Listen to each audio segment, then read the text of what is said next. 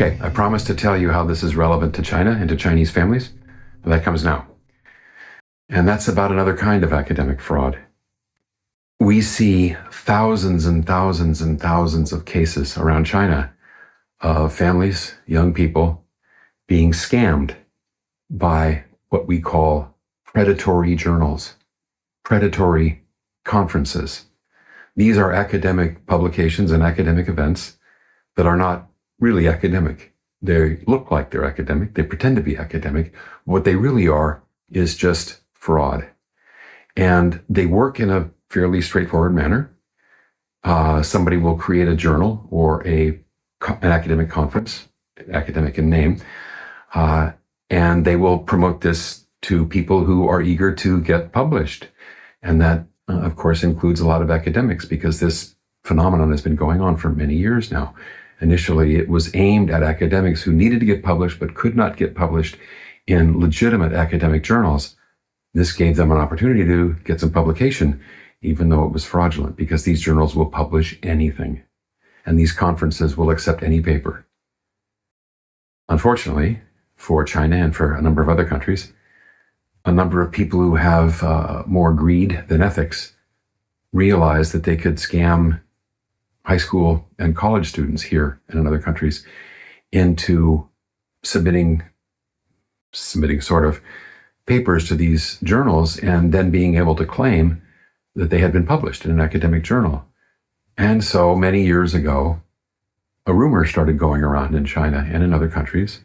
And the rumor is that if you're going to be successful in your college application, undergrad or grad school, if you're going to raise your chances against the very stiff competition, then you need to be published in an academic journal. That really adds weight to your application.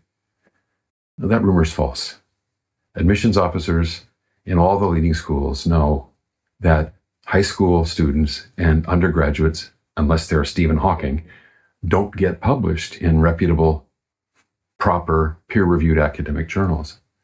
So when admissions officers see this kind of claim of publication from a student in China or elsewhere, mostly they just discount it, because they know that there's a large environment of fraud and bad behavior, and they just think, oh God, this poor young person's just been caught in that stupid game. Sometimes, and they tell us this, they'll look at that application and they'll think, oh, this student doesn't have a very high sense of ethics, or at least isn't very smart, and so this may not be the kind of student we want. So the net benefit to families for participating in fraudulent publication in these predatory journals is at best zero. But it could be damaging to their application and to their admission chances. And more importantly, it's cheating. And when families engage in behavior that tells their children that cheating is okay and important in order for them to get ahead in the world, that's pretty bad. And it's reasonable that parents here mostly don't know about this, so they're not participating in something knowingly that's fraud. They just think, this looks like the best way I can help my young person, my son, my daughter, get into school, so let's do it.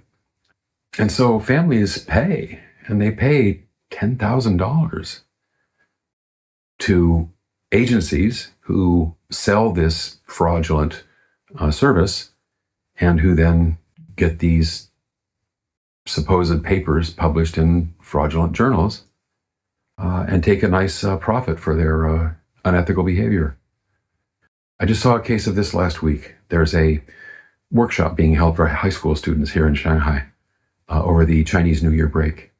And this particular workshop's organizers are claiming that if the students pay a bit extra, the students can get their papers published in an academic journal.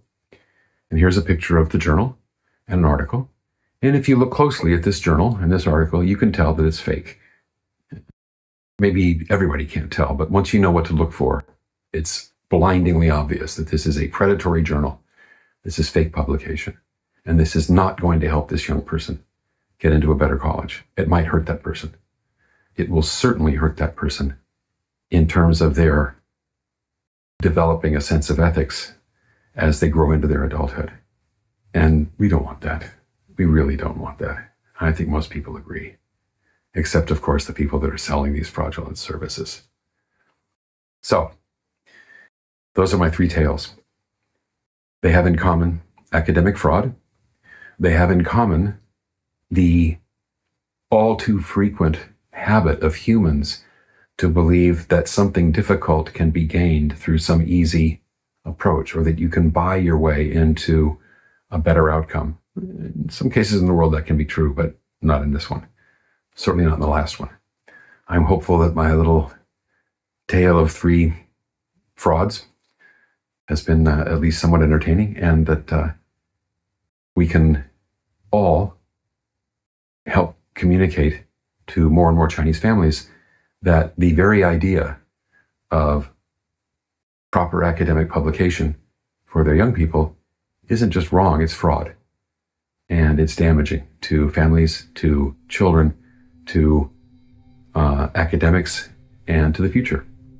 So let's do what we can to make that go away. Thanks for listening.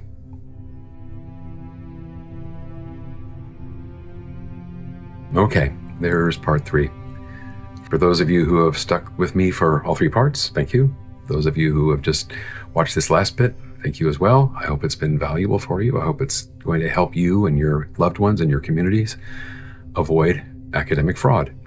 In my next post, I'll outline some of the things that Chinese young people can actually do that bring them real, legitimate academic value, and give you some tips about how you and your loved ones and people in your community and whoever you may know who's a Chinese young person can benefit from that approach.